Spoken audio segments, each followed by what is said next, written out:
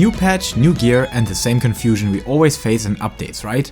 But worry not, I will tell you everything you need to know about 6.3 gear, glam, and all the currencies you need to get your character to the next level. First of all, we have a new dungeon that is unlocked upon playing through the main scenario quest. Gear from there will offer 605 item level pieces and can raise your power level decently, if you have taken a break from Final Fantasy XIV for example. The real catch-up gear, however, is Rinascita crafted gear, which is still relevant and can get you started in catching up to your friends or free company members to participate in the new raids, trials, dungeons and PvP. However, prices are kinda skyrocketing right now due to the server supply being short on materials because of the recently released Augmented version, so stick to your own crafting skills or bite the bullet and buy out all that you need. Remember that these can still be pentamelded, so their value is a small step above their item level and they are beneficial over normal Abyssos gear most of the times. That mentioned, normal Abyssos gear is still a solid option and can be received by participating in the 8-people Pandemonium raid Abyssos, which can be unlocked in Labyrinthos. The drops on each boss are still weekly limited, so plan your loot in advance as these are still darn good looking armor sets. Technically there's still the 615 extreme trial weapon from last time, but I cannot recommend to farm this for gear upgrades, just if you really like the style of it. Instead go for the Manderville weapons that are on the same level and will have a new stage being offered in the upcoming patch, so you want to complete the first stage anyway. Unfortunately, the whole Hildebrand questline is required, so if you never touched it, prepare for some time ahead. Once you finish these questlines, you can get the Manderville quest Make It a Manderville from the House Manderville manservant at Razatan. However, the next step is item level 620 and there are multiple ways to get pieces on that exact level. The first being the new Euphrosyne Alliance raid that can be unlocked in Mordona and will take you into another battle against the members of the 12 gods. So be prepared for an epic showdown with very cool music. Here two things are important. First, you can only get one item per week, so choose wisely as they have good stats and style this time again. Secondly, you want to complete this anyways because of the Euphrosyne coin that you get for defeating the final boss in there, but more to that topic later. Another way of receiving 620 gear are the new augmented Rinascita items that are basically up-leveled versions of a well-known crafted battle gear. To get these, visit Rashti in Razatan and first trade in your Alagan Tombstones of Astronomy against Dharmic Rain. Then go to the tab Earn Hanish Certificates of Grade 2 Import by trading in the normal Rinascita gear, either in normal quality or high quality, to receive certificates of Grade 2, which together with the Dharmic Rain can be exchanged against the augmented Rinascita gear that you want. Just keep in mind that transaction rates are from highest on weapons to lowest on accessories, so you receive more certificates for weapons, but they do cost more rain and certificates as well. My best tip here is to just use whatever you wanted to upgrade anyways, retrieve all the inserted material from that piece and make a clean exchange while adding the required Dharmic Rain of course. Or if you're starting from scratch, craft or buy that gear with the highest guild to certificates ratio and exchange it, as you can freely exchange gear that your job doesn't even need. And then you can just buy what your job is needing. Alright, next up there's the Lunar Envoy gear received from Alagan Tombstones of Causality, which had been in the game already, but now there are two new methods with which you can upgrade it to item level 630. First, you can visit this NPC at the harbor in Old Charlian to exchange Sack of Nuts received from anything open world hunting related against Moonshine Twine or Moonshine Shine. The first being used for all the left side gear pieces except weapons, the right being used for accessories.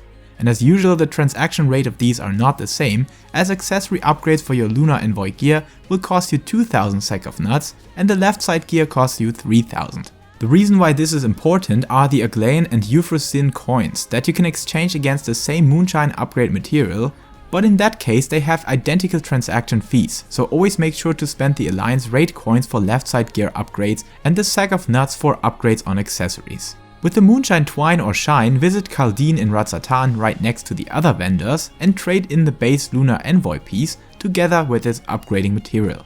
However, you can still only upgrade your weapons with currency received from Savage Abyssos right now, but the token for the normal Lunar Envoy version has its requirements reduced and costs 4 blades now instead of the former 7, which you can receive from the final boss of the normal Abyssos version still. Just before coming to the final and recently highest tier of gear in the game, there is another solid weapon upgrade available in the form of item level 625 Extreme Trial Weapons, which not only look impressive even without glow, but they offer a solid step up power level before having access to Savage Abyssos weapons.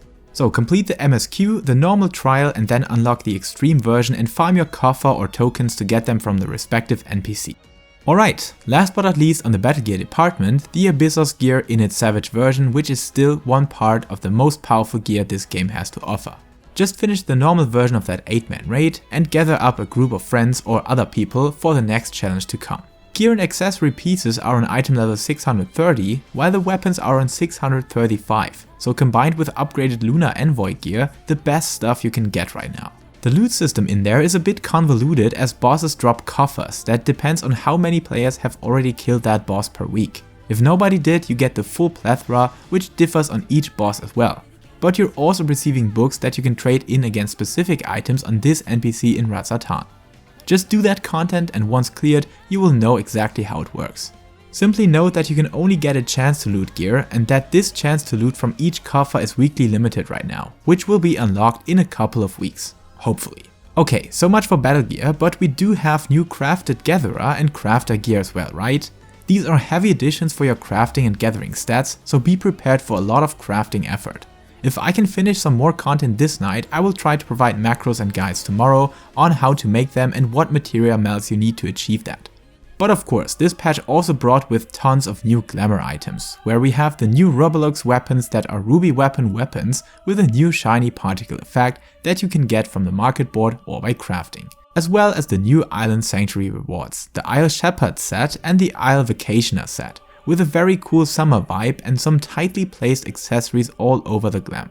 So visit your island and complete the content there to climb new ranks and get your sets. Yes, when we get a new patch, there's also always another crafted glamour set in the form of this beautiful Saloon Server set or Salon Server set. A perfect choice for all the roleplayers out there, but I personally do like the shoes a lot and I think you can combine them with other options as well. Additionally, there are a couple of new PvP rewards, the first being the prestige gear received from trophy crystals and found in the vendors inside the ship on Wolfsden Pier, as well as the new Force Monarchy set, which you receive upon reaching level 25 on Series 4 Malmstones. This is an absolute eye-catcher and I'm very happy with the patch as these are the kind of rewards that I'm looking for in PvP. Alright, that's all I have for you and I hope I covered all the new items this patch brought or made relevant again. If there's anything I missed, please let me know in the comment section. Anyways, with all the new opportunities to upgrade your character's item level or glamour level, enjoy the patch 6.3 and see you around for more of its content. Until next time, stay safe, stay healthy, and keep loving Final Fantasy.